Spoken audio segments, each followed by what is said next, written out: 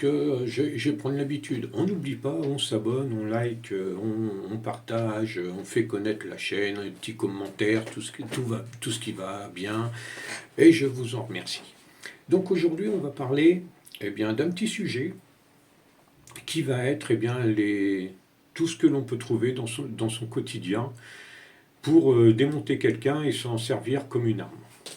Donc ça, c'est souvent présenté. On présente souvent le crayon ou les lampes torches, voilà, des choses comme ça.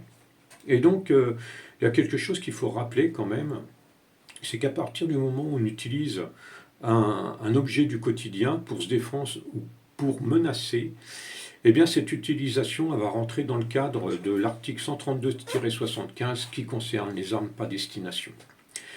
Et une fois qu'on est rentré dans ce cadre-là, eh bien ce qui peut paraître une bonne idée, eh bien ça peut être totalement le contraire et vraiment néfaste s'il y a une suite judiciaire donnée à cette défense face à une agression. Je vais prendre un exemple. On parle souvent d'un crayon, qu'un crayon, ça peut être éventuellement efficace pour se défendre. Ça, hein. Alors, pour moi, si on doit prendre un crayon pour se défendre, c'est celui-là l'idéal. Hein, c'est une marque bien connue. Hein. Pourquoi? Parce qu'il est d'un seul tenant.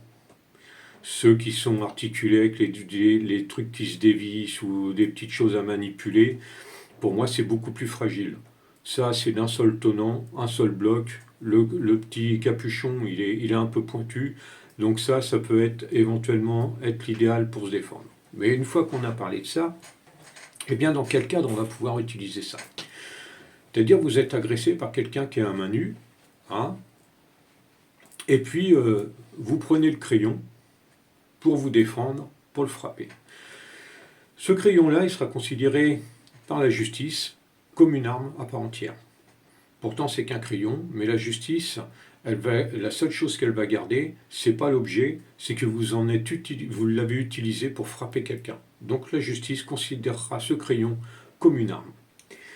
Et à partir du moment où vous êtes défendu, vous avez utilisé une arme, eh bien ça va rentrer sur le coup de la proportionnalité de votre défense. Pour que la légitime défense soit reconnue, eh bien, il faut que votre défense soit proportionnelle à l'attaque.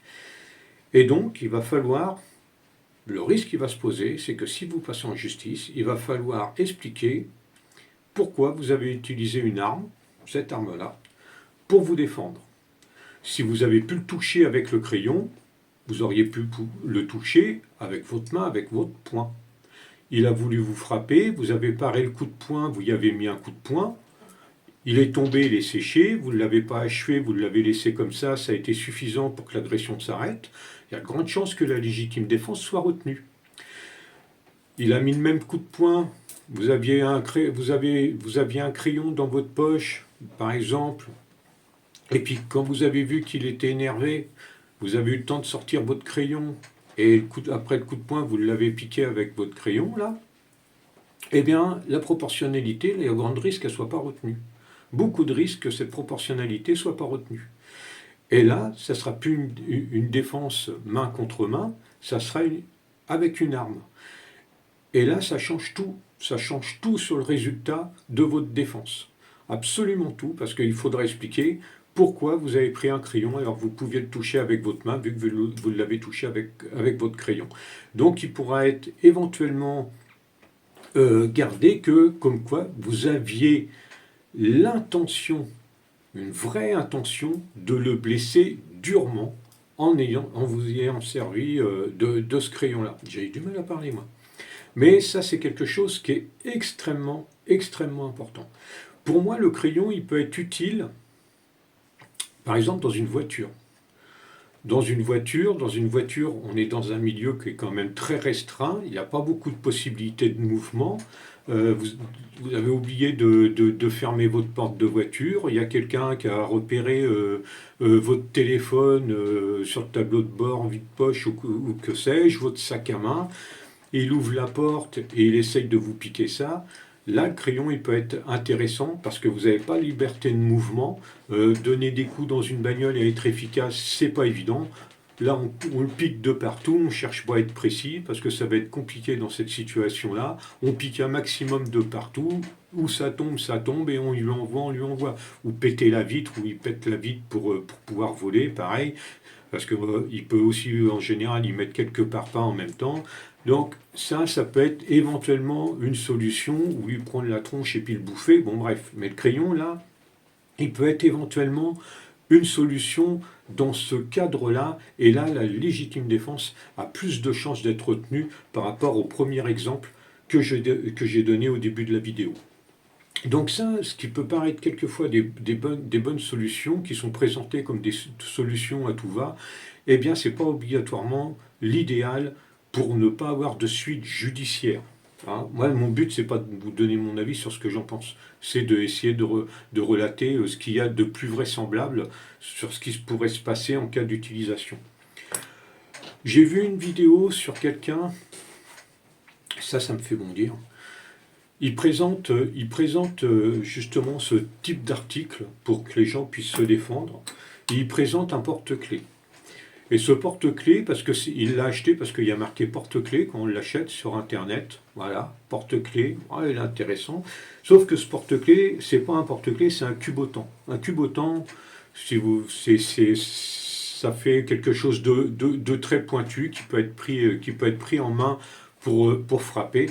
Et ça, c'est une véritable arme. Sur Internet, ils vendent comme porte-clés parce que comme ça, il n'y a pas d'obligation d'être majeur pour l'acheter. Mais c'est pas un porte-clés, c'est un cubotant. Et là, ça pose un problème parce que c'est un instructeur qui fait ces vidéos-là. Donc, il y a deux possibilités. C'est soit il est conscient que c'est une arme, mais pour ces vidéos, il fait passer en tant que porte-clés et il dit aux gens, servez-vous de ça, servez-vous de ça. Dans ce cas-là, je trouve que c'est assez grave quand même de le présenter comme ça. Soit il n'est pas conscient que c'est une arme, mais je trouve ça étonnant pour un instructeur, mais il dit à ses élèves, c'est un porte-clés, prenez ça, c'est super. Mais que ça soit l'un ou l'autre, en justice, ça sera toujours considéré comme une arme. Par contre, sa présentation, je la trouve un petit peu, on va dire, maladroite. Voilà, pour pas dire plus, on va dire maladroite. Donc ça, c'est extrêmement important. Par contre, le porte-clés peut être extrêmement intéressant en cas de défense sur arme contre arme. Alors, ça va peut-être faire bondir quelques-uns, mais le porte-clés, un vrai porte-clés avec des clés dessus, par exemple, un porte-clés comme ça, là, avec des vraies clés, un petit manche pour tenir, là, ça peut être extrêmement intéressant. Alors pourquoi je dis ça? Alors je pense que je vais en faire bondir, mais je l'ai vécu en vrai, donc c'est pour ça que je vais en parler. Ça peut être éventuellement intéressant, ce type de choses-là, hein, avec des clés un peu de toutes les dimensions, des grandes clés, des clés avec des dents. Ça peut être intéressant, éventuellement face à un couteau. Lorsque j'ai fait ma formation, je me suis pris au couteau, je me suis pris un coup de clé comme ça, et en y allant plein pot. Hein. Je me suis pris un coup de trousseau de clés comme ça sur la main. Alors ça a été fait par mon instructeur. Bien sûr, c'est pas le premier venu. Bien sûr, ça demande de l'entraînement. Bien sûr, ça s'improvise pas. Mais lorsque c'est travaillé, eh bien ça peut être quelque chose de très efficace. Et j'ai pris le trousseau de clés sur ma main qui tenait le couteau. Le coup de trousseau, je peux vous dire, j'ai lâché tout de suite. J'ai eu le doigt d'ouvert, ça pissait de sang, mais j'ai lâché tout de suite la lame.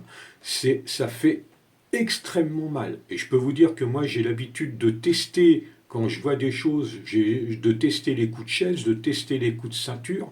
Donc je sais quand même ce que c'est que de prendre des coups d'outils de défense ou des choses qui peuvent servir à la défense. Et il n'y a pas que ça. Et là, je peux vous dire que quand je l'ai pris sur la main, et ça m'a fait extrêmement mal, j'étais obligé de lâcher le couteau et j'ai eu le doigt d'ouvert. Et il était respectueux. Connaissant l'individu, quand il me l'a fait, il ne me l'a pas fait pleine balle. Et déjà, ça m'a suffi. Il me l'aurait fait pleine balle, je pense que j'avais plus de main.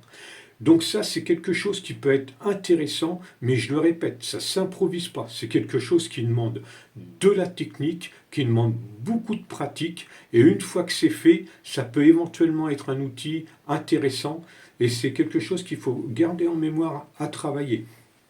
Personnellement, je ne le présente pas encore parce que je pense que j'ai encore besoin de beaucoup de pratique pour faire quelque chose de cohérent. Mais c'est quelque chose que je travaille et c'est quelque chose que je pense être intéressant à travailler. Je ne le présente pas en vidéo parce que j'arrive pas encore à mettre beaucoup de réalisme dedans, mais qu'on arrive vraiment à mettre du réalisme, c'est-à-dire à commencer à pouvoir le travailler avec un couteau réel, parce que pour l'instant je le fais, mais c'est couteau plastique, couteau d'entraînement, quoi. Après, pour que ça devienne crédible, il faut être capable de faire les trucs avec un vrai couteau. Donc, quand j'arriverai vraiment à le maîtriser vraiment avec un vrai couteau, je pense que j'en ferai une vidéo pour montrer ça. Et parce que mon but aussi, c'est pas de dévaloriser ce que l'on m'a appris. Si je mets un truc et puis c'est pourri, ça dévalorise aussi le travail de l'instructeur que j'ai eu, même si je cite pas, parce que j'estime que quand je commencerai à citer, c'est que je me dirai, voilà, je déshonore pas ce qui m'a transmis. Donc c'est pour ça que je cite pas. Mais je pense que quand je serai capable de le faire vraiment avec vraiment de l'intensité, avec un vrai couteau, là ça sera intéressant de mettre la vidéo pour voir exactement ce que ça peut donner. Mais je peux vous dire personnellement que c'est extrêmement efficace. Donc voilà les amis pour cette petite vidéo sur les armes par destination. Et puis je vous dis à bientôt, et je vous le répète, abonnez-vous, je vous remercie, allez à bientôt, bye. I'm only here for the party, the sound, the vibe. I'm only here for the party, the sound, the vibe. Big bass, that's what the heart is.